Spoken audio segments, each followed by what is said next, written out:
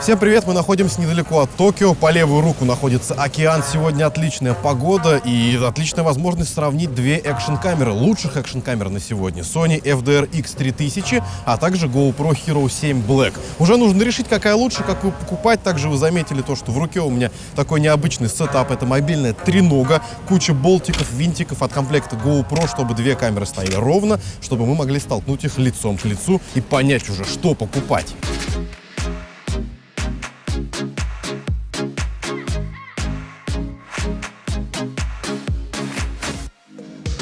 Но здесь стоит сделать небольшую оговорку, так как GoPro Hero 7 вышла пару месяцев назад, а камера Sony 2 с лишним года назад. Поэтому в этом обзоре мы будем говорить скорее про GoPro и сравнивать с X3000. Во-вторых, камера Sony до выхода GoPro была лучшей или остается лучше, об этом узнаем в конце видео.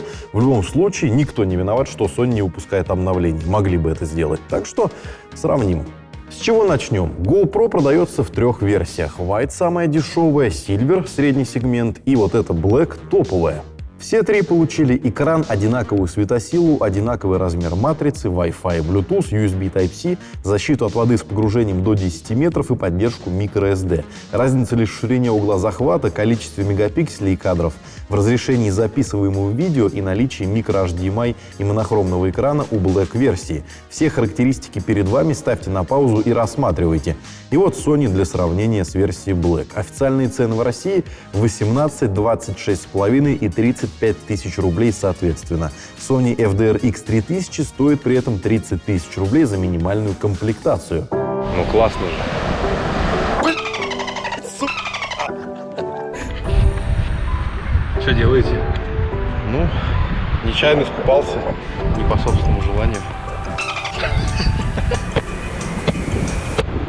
Отличная возможность, чтобы проверить сейчас стабилизацию видео. Она включена на обеих камерах. Сейчас вы смотрите картинку с GoPro Hero 7 Black, а сейчас Sony X3000. Собственно, можете сравнивать, кто показывает себя лучше, а кто хуже, и делать какие-то предварительные выводы, не дожидаясь конца ролика. Все элементы управления, что на Hero, что на Action Cam, вам знакомы. Здесь это все с экраном, там без, только монохромные с пиктограммами, и в целом это очень неудобно. На самом деле у Sony есть пульт управления, который вешается на руку, но в стандартной комплектации он не идет. В общем, управлять Sony реально невозможно, а вот здесь можно сказать, что управление идеальное.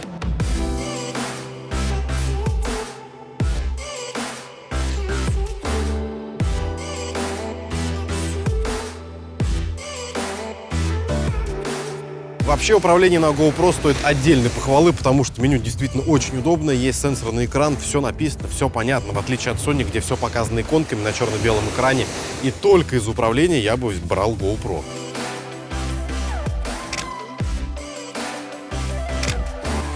Да, это самое поганое, но вот управление GoPro — это как управление маленьким Android-смартфоном. Плюс опытным путем мы выяснили, что внутри оказывается Android модифицированный. Какой версии не ясно, но файл-трансфер на Mac определяет это устройство именно как Android. Так вот, с управлением все крайне понятно. Спереди монохромный дисплей, на котором отображается основная информация, батареи, количество кадров, памяти и так далее. Основной дисплей, он сенсорный, кстати, очень яркий. Сейчас 10% яркости, это круто.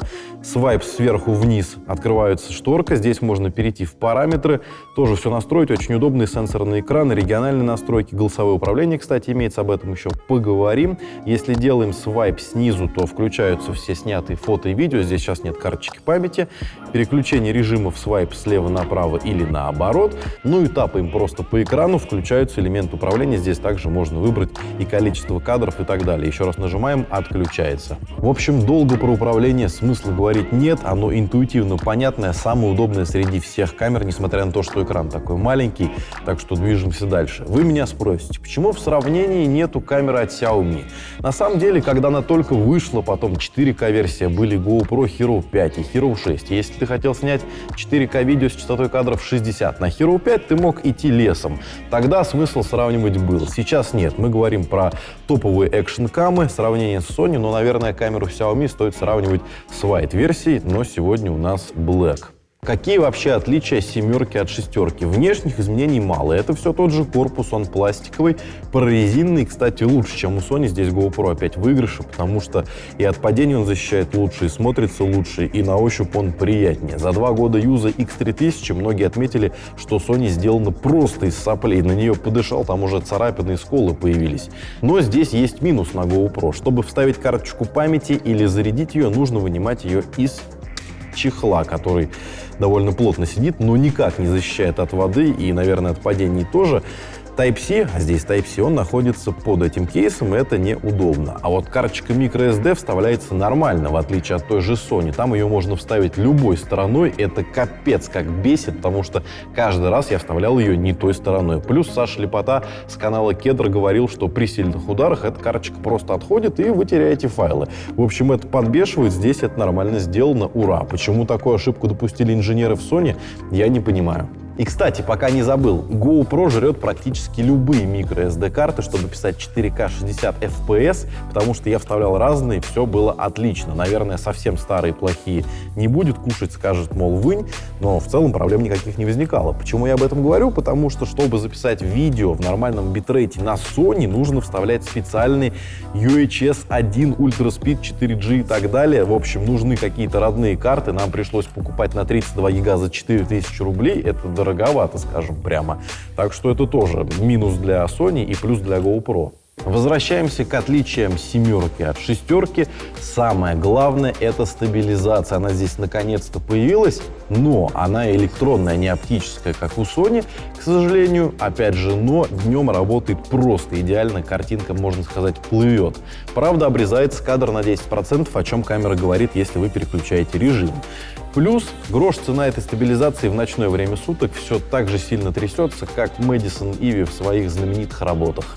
Также не забываем, что гиперсмув есть только в версии Black, плюс на нее можно писать отличные гиперлапсы и таймлапсы. Здесь есть функция под названием Time Warp, очень неплохо работает, но что самое главное, она пишет сразу видеофайл, а не кучу фото, как это делают другие камеры, в том числе и Sony. Плюс работает стабилизация, работает она идеально. Посмотрите, это снято в метро при искусственном освещении, как по мне, в целом очень неплохо смотрится, и конкретно для таких целей эта камера подходит отлично. Ну и, наконец, фотки. Можно делать на эту камеру фотографии неплохие. При дневном освещении, опять же, сравните, это Sony, это GoPro, здесь все понятно. У GoPro реальный цвет круче, и в целом смотрится фотография как-то презентабельнее. Приложение GoPro. Как обычно, супер удобное, супер логичное. Можно управлять камерой прямо с него, видео включить, фотку снять, гиперлапс, таймлапс. В общем, все, что захотите. Дополнительный пульт не нужен, то есть поставили с телефона, Wi-Fi в камере есть, включили, наслаждаетесь. Переключение режимов, настройки и так далее, все здесь есть. Можно просматривать файлы, сразу перекидывать их на iPhone. Кстати, можно снимать с GoPro Stories по 15 секунд, чтобы не обрезать, такой режим там есть, и сразу как бы в Instagram запулили. Очень удобно. В общем, отличное приложение, можно сказать, эталон, классное. Если говорить про Sony, то это просто стыд. Я его даже показывать не буду, оно ужасное. И, опять же, плюсик в сторону GoPro. Что еще забыл сказать? Камера умеет снимать в вертикальном положении. Для этого достаточно ее перевернуть. Переворачивается интерфейс, нажимаем, снимаем. При этом монохромный дисплей тоже переворачивается. Ну и последнее — голосовые команды, которые отлично работают. Да, я этим никогда пользоваться не буду. Просто пробовал, но это прям очень круто. GoPro, снимай видео. Все, пошло. Зажглась лампочка. Действительно классно работает и понимает русский голос. Итого, какие выводы можно сделать? Несмотря на то, что камера Sony, по сути, древняя, она до сих пор одна из лучших экшн-камер. У нее отличный звук, и, что самое главное, звук у нее лучше, чем на GoPro. Да, на GoPro недавно вышло обновление прошивки, то, что было снято в Японии до обновления. Сейчас звук стал чуть лучше. Давайте я вам запишу, как меня слышно, прием. В любом случае, звук на Sony все равно лучше, с этим стоит смириться. Какие у нее еще есть плюсы? Это обычное крепление под штатив, эргономика немного удобнее, и, наконец, выход джек 3.5 для микрофона. В GoPro его нет. Получается, у Sony не так мало и плюсов. Давайте теперь про GoPro. Минусы мы уже выяснили, это звук, а вот из плюсов это наличие экрана, идеальное управление, идеальное приложение, нереальная стабилизация, отличный гиперлапс и таймлапс, которые уже встроены сюда, поддержка любых карточек microSD, Type-C, защита от воды и пыли, экран спереди монохромный, который показывает информацию, различные режимы, наличие ProTune, запись 4К 60 кадров в секунду, Full HD 240, у Sony это 30 и 120, то есть в 2 раза меньше, соответственно. Ну и плюс, если брать GoPro, допустим, не российскую, а американскую, то она будет стоить дешевле, чем базовая комплектация X3000, в которой нет пульта. Я говорю про Black-версию, естественно. Так что, ну, по-моему, плюсов чуть-чуть побольше. На самом деле, если шутки отбросить, ежу понятно, что нужно брать GoPro сейчас в сравнении с Sony, потому что плюсов многократно больше, и если вам действительно не очень важен звук, то без проблем лучшая экшн-камера на сегодня. Если звук важен, то, скорее всего, придется писать на что-то отдельно. Можно подключить и внешний микрофон. Да, Type-C прикрыт кейсом, но в любом случае народ как-то изгаляется и что-то придумывает. В остальном, действительно классная картинка, отличная стабилизация, и на самом деле эта камера спасла GoPro, потому что когда они выпустили Hero 5 отвратительную и Hero 6 такую же отвратительную, я уже думал, что все это закат компании. Xiaomi лучше снимала, но у них получилось в этот раз, что не может не радовать, потому что эта компания как бы и сделала экшн-камеры, придумала их, так что поздравляем с возрождением. Что касается, стоит ли брать White или Silver, я думаю, что нет. Если хочется потратить меньше денег, возьмите тот же Xiaomi, он стоит копейки, а снимает примерно так же. Если хотим лучшую экшн-камеру, на сегодня это как раз GoPro. Что касается Sony, нет смысла ее брать, потому что 3 года камере. Возможно, они сейчас представят новую версию на MWC, допустим, да? Можно будет посмотреть. А пока именно Hero 7 Black — это лучшая экшн-камера, которую можно советовать к покупке.